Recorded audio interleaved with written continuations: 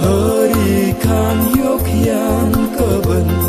đây cả giang tông phước lai du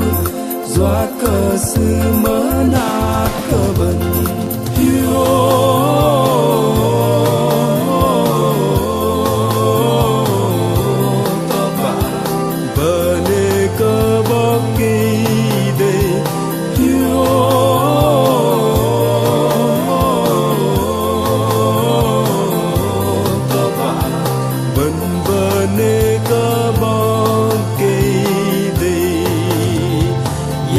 năm tờ play Bethlehem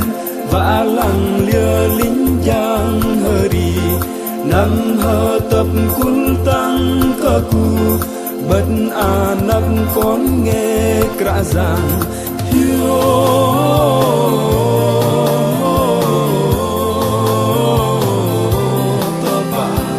bờ nê cơ bó cây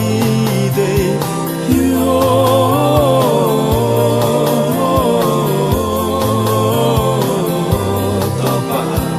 bần bờ nê cơ bó cây đây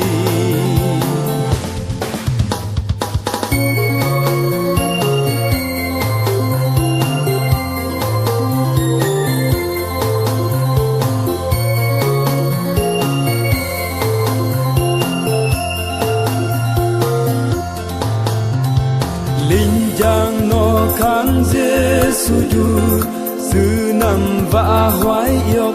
lu bần lối tang bần tơ lon bờ làng khu đi phác đấng con bờ ngài hiu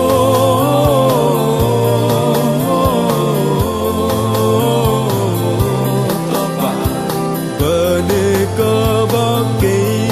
đây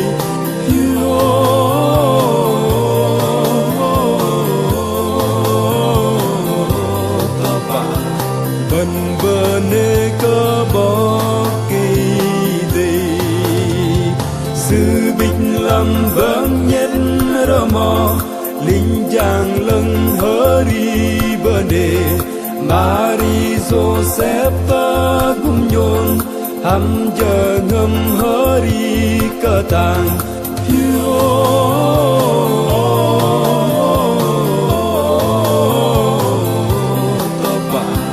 bờ nê cơ bó cây